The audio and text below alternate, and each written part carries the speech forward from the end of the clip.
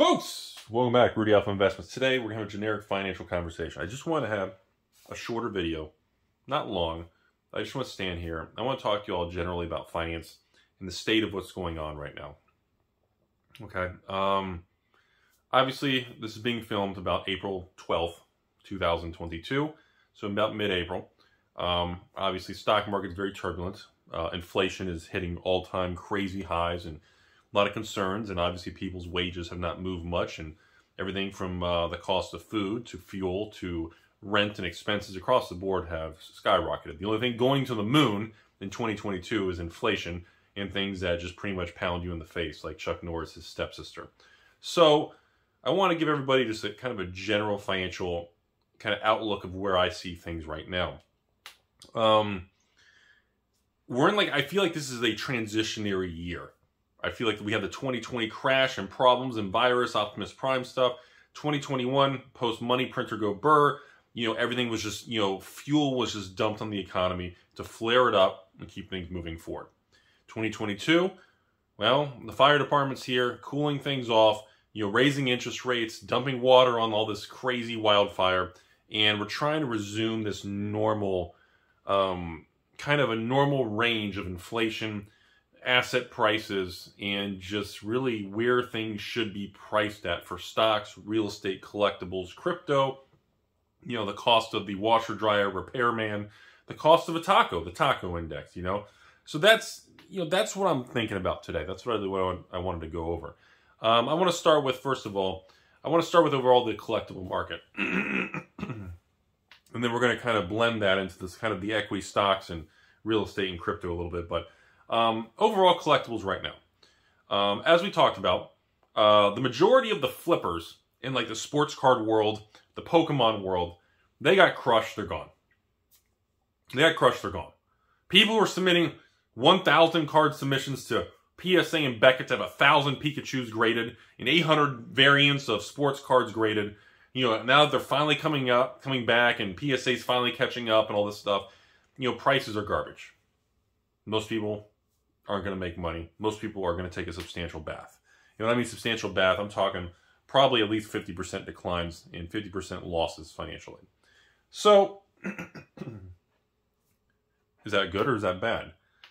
There is a thing in finance they talk about where it's important for moments of life for things to go to hell. Right? It's important for moments in life for shitty things to happen. To everybody. Okay? We all want good things, and we all get upset when bad things happen, or somebody else is experiencing something positive, and your life sucks over here. That's common sense. That's human nature. If somebody makes $100 million over there, and you're getting crushed at your job, and you have a manager and coworkers that treat you like shit, watching that success story is going to make you angry. And of course, going through the negative things you go through just grinds your gears. And we as humans and meat popsicles, we all want good things to happen, a bright future. We want progression in life. When we go to work, you get a paycheck. There is no worse feeling in this world than a lack of progression, which means you get a $1,000 paycheck from working. You deposit the $1,000, and all of it gets eaten up by credit card interest and your rent and food and fuel, F&F. And you have nothing left, or maybe you're negative and you had to put some on a credit card. There's no worse feeling in this world than running in circles. The hamster wheel or running backwards. And it's just a really crappy thing. And I feel a lot of people are going through that. And I feel a lot of people, especially, hey, I don't want to pick on a demographic or young people or maybe certain people. I don't want... It can be applied to everybody. But yes, it tends to impact younger people more than older people, just based on the data. But overall, it applies to everybody. We live in this time where we all can go on YouTube and social media, Instagram, and all these, Backpage Silk Road websites. And, we can, see all these success stories. Some dude with 25 hot chicks selling tumbleweeds and 15 red Ferraris and 20 Lambos and 15 mansions on the river and a helicopter, and you're sitting there on your 15-minute lunch break watching this, and you're miserable with your name tag and your regular job, and you feel like You feel like garbage. You're upset. And the thing that nobody tells you and nobody teaches you, and we don't talk to ourselves enough, is that you're supposed to feel that way. You're supposed to take the job that sucks.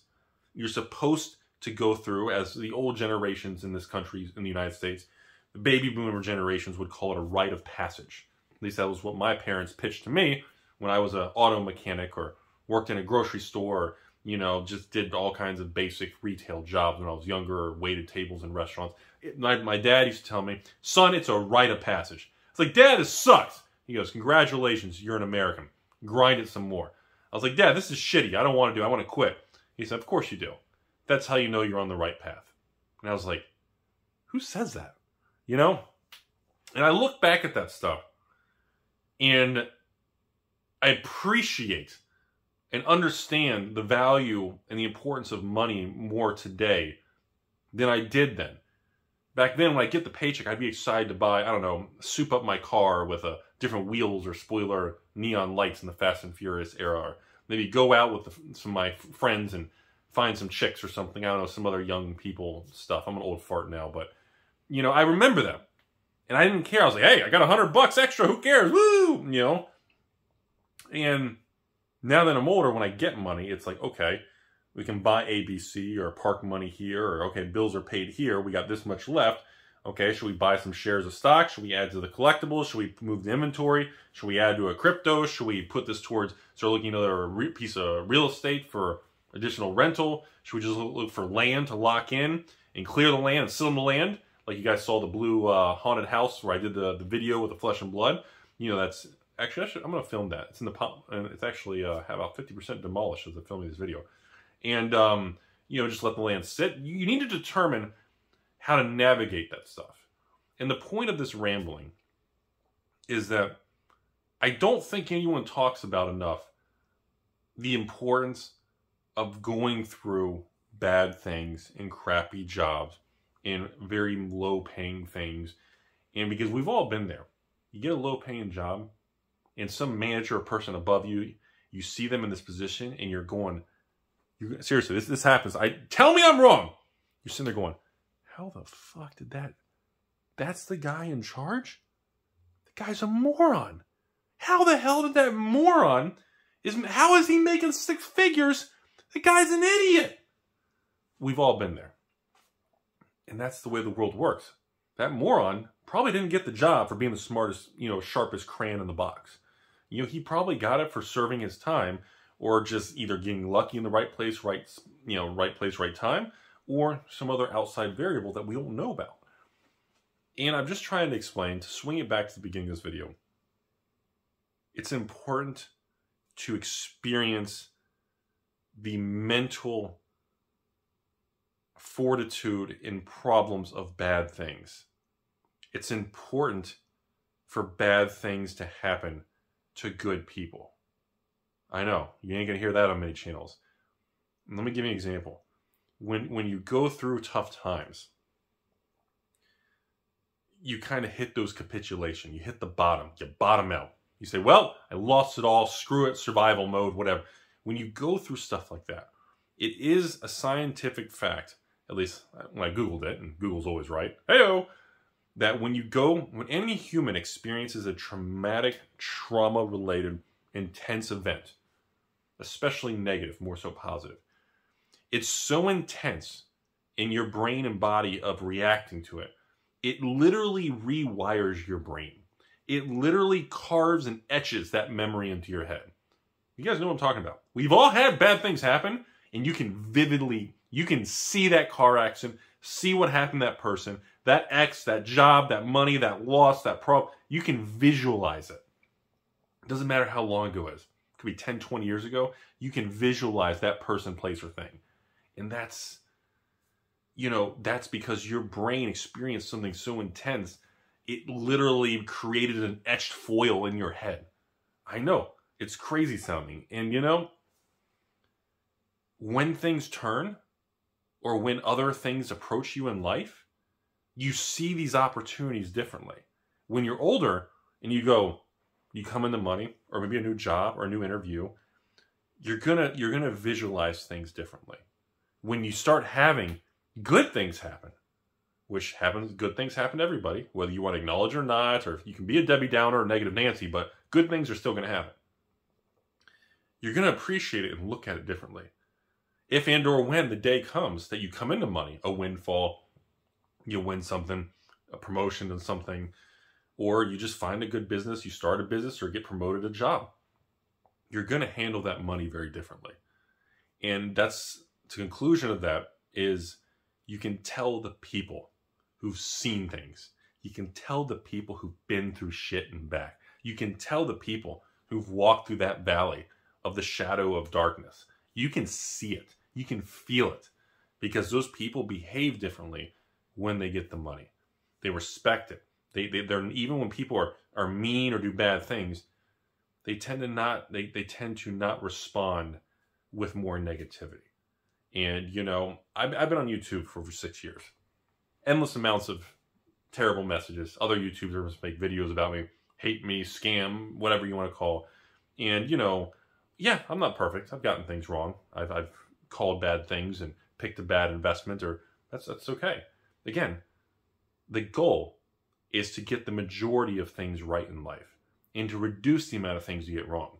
Anyone who just says, I knew that guy. He's the guy who picked that one bad investment 8 years or 10 years ago. He said, buy Dragon's Maze. You know, I mean, if you're going to take it out of context and block out the other 99 things that were discussed and just hone in on one thing and strip it out of its true meaning, yeah, you can build a case against anything, against any direction, against anyone. But it's not going to help you long term. It's actually going to make your life more challenging.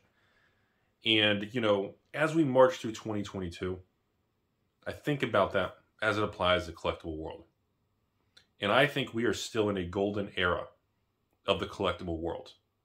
And I actually think, I'm going to go on a limb here, I actually think things could get a lot better and a lot more stable and a lot more exciting now that all the prices of Flesh and Blood, Metazoo, Magic the Gathering, Reserveless Magic the Gathering, Pokemon, new and old, Weiss, and of course you've got, you know, Vanguard and, you know, Yu-Gi-Oh! And all these other games I don't follow too much. But I mean, you look at everything and you say, okay, you know, now that the market's kind of flushed out, we're probably in for some pretty good years moving forward now. And I know some of you are saying, Rudy, recession, crash, no, everybody in cash. Yeah, folks, that's what I want to be. When you got inflation all-time high, I want to sit in cash because I'm afraid of a crash. That rhymed. I'm going to sit in cash because I'm afraid of a crash. Should be on a shirt. You know, that's stupid. Again, we talk about that on this channel. It's okay to be wrong and lose money. It's not okay to have regrets and be like, oh, I should have done that. I was too scared. I thought this was a good idea because I heard it in, I don't know, a hot chicken Instagram post or a Rudy video said it. But I went online on a message board or Reddit or Facebook and I asked other people and they made fun of me. Then the post got deleted. I got downvoted into oblivion. Then I never did it. Oh, I should have done it. Dude, I've seen those stories so many times. It's just, it doesn't even faze me anymore. And that's where we are, folks. That's where it is. We're in a situation where the negativity continues to flourish. You know, everything's dead. I mean, everybody's telling me, Rudy, get out of the stock market, reduce your collectibles, get in cash, a recession, the end of days, the crash, the Fed's going to raise rates so much, everything's going to fall apart. And you know what's funny, folks? 90% of all day traders, Forex traders, crypto traders, over 90% never make money. I would say that 90% statistic is the same in collectible world. I would say probably up to 90% of people who have collectibles don't make money. So why is it that the other less than 10% continuously makes money? What are they doing different when everybody else is wrong? You got to ask yourself that sometimes. If everybody historically loses money trying to time markets, time stocks, time real estate, not going to buy a house, Rudy, till the market crashes. I've been hearing that for years. I'm not gonna buy in the reserve list till Wizards removes the reserve list, and I'm gonna buy in cheap. Okay, you know, you know, there is a point where you got to step back and say, well, if the majority of thoughts get it wrong, what is the tiny little group in the corner doing? Why are they not as loud? Why are they continuously doing so much better than the majority of the pie? And you really, it makes you think. It really makes you think. And to me, that's where we are. We're in the middle of 2022, where you cannot really buy anything. You can't buy the next Magic set in 10x your money. You're not going to be able to buy the next awesome Flesh and Blood, Metazoo, or Pokemon set and double your money. If you have those expectations, you've got a poor perception of reality. You're seeing the world through the wrong color lenses.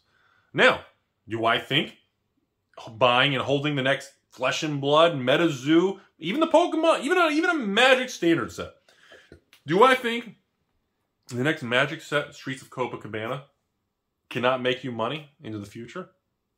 Absolutely not. I think it can. But it's going to be back to normal. Like what we talked about for the previous 5 years in this channel before we went through the era of Optimus Prime viruses. And remember, folks, don't buy reserve list cards. Sell them all to Rudy because you can't clean your Black Lotus with bleach when it gets the virus on it. You know, that's where we are. That's where we are. So I think the more things change, the more everything's the same. And yeah, anyone who guarantees you, use that G word, or tries to sell you on a program to get rich or do this and that, and some sort of crazy, people on these internet, these YouTube channels, I see these like $3,000 sign-up seminars and programs to get rich. Look, just, you're looking for a shortcut to make a lot of money so you don't have to work and grind it like you're supposed to. Shortcuts don't work. And I think 2022 Ford is going to be fine. And I think a lot of people just need to hear that the world is going to be fine. The stock market's going to be fine. So what if it drops 5, 10, 20%? Every time else it's ever done that, it's always come back. So what if the reserve list drops 10, 20%?